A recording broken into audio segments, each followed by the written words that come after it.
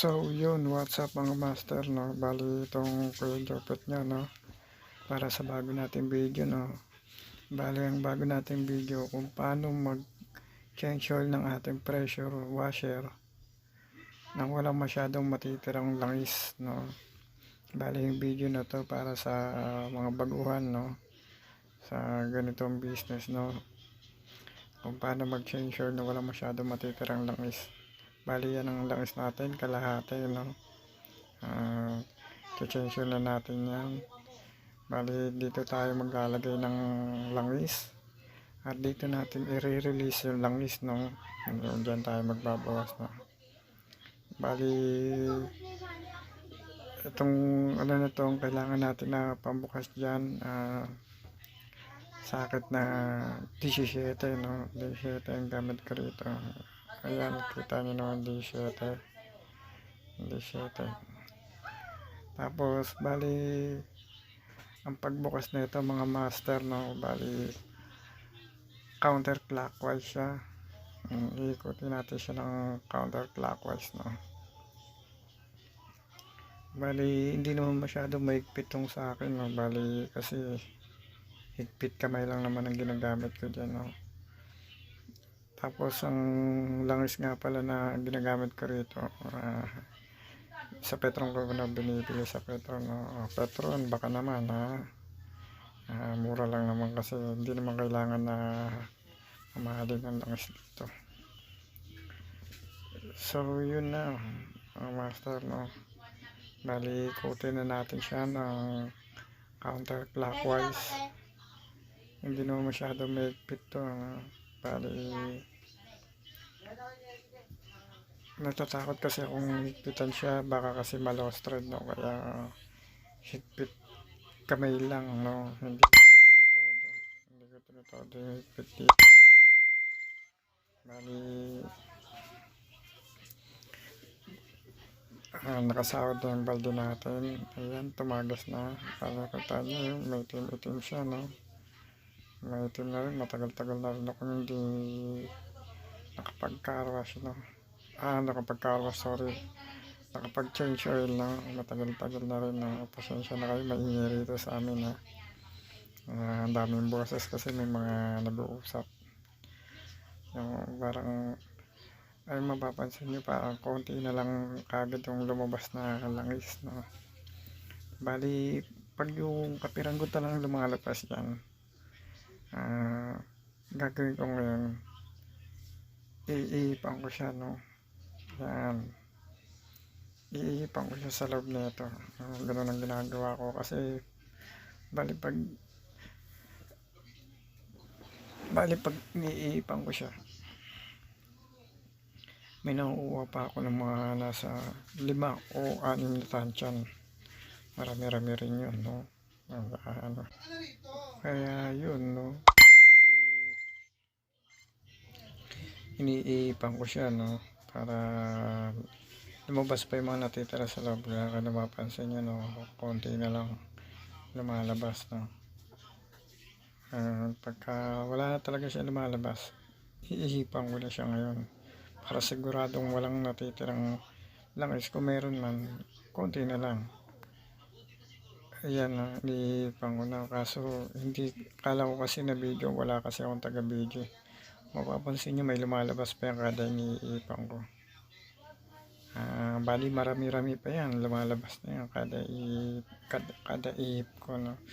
Mga nasa 5 o ganun karami.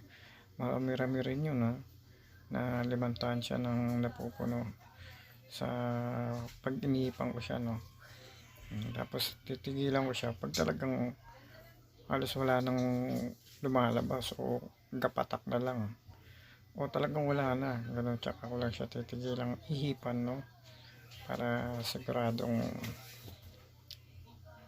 ubos talaga yung langis niya sa loob, talagang bago yung may papalit, change oil, no? Bago yung may papalit, no? So yan, napapansin nyo parang wala na kasing lumalabas. Pag wala na siya lumalabas, pwede na yun, anuhin ko na siya, titigilan ko na siya kakaihip, no? Tapos saka bali tatakpan na natin, no. Bali ang ikot niya naman pag tinakpan natin siya na clockwise, no. Clockwise naman ang ikot niya pag natin, pag sasarado na natin. Tsaka pag sinara natin, no, wag na yung sobrang higpit, no. Kasi may kakilala ko, nakita ko paano siya maghigpit, talagang todo. Ako na yung napapapikit kasi baka ma-lost thread ba, parang gano'n, nakakatakot. Kahit higpit kamay lang, pwede na yun, yung alam yung may higpit na hindi naman nalalabas yung langis nun kasi may washer naman yan. Pero hindi ko alam sa basta ako higpit kamay lang ako. Pagka naramdaman ko na siya medyo may higpit na, tinitigilan ko na yun, hindi ko na siya pwede puwersa pa. So yan, ikutin na natin. Kung papansin nyo, no, nakita nyo walang kapuwersa yung ikot ko, no. Clockwise yan pag gano'n natin, pag lock, clockwise siya. Tapos dahan-dahan lang ako, nakakatakot, baka kasi ma-lost threadan tayo, no. Kaya lagi yan, ganyan lang ako maghihigpit. Pag naramdaman kong medyo masikip na, hindi ko na siya pinipuwersa, no. Tama na sa akin yun. So yan, okay na tayo maghigpit, no. Bali maglalagay na tayo ng oil natin, no. So yun, no. Bali nabuksan na natin yung oil na ilalagay natin. Bali hanggang kalahati lang, pwede na yan, no. Hanggang kalahati lang, hindi natin kailangan ubusin yung langis natin sa paglagay dito sa loob. Makikita nyo rin sa may sukatan niya, hanggang kalahati lang pwede na yun. Huwag nyo nang sobrahan, no, o huwag nyo nang puluin, no. Halos karamihan naman puro ganyan, puro kalahati lang nilalagay nila, no. Bali silip-silipin natin kung nasaan pa yun, parang wala pa sa 1/4, no. Kasi maglalagay tayo ulit ng paunti-unti.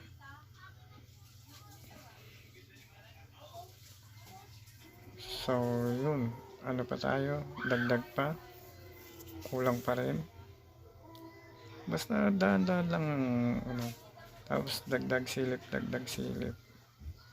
So yun, sumobra tayo, pero konti lang naman sinobra, pwede na yan ng ganyan, sumobra ng konti. Ayan, okay lang yun. Sarado na natin, no? Sumobra tayo ng konti, dapat tong kalahati lang, pero okay lang yun, wala namang problema. Wala pa naman ako nakikitang naglagay na sobrang ng pinuno yan, no? Puro ganyang kalahati lang talaga, tapos tayo sumobra ng konti. Hindi naman ata masama yung konti lang naman. So ito, pag higpit din, ikot kamay lang din.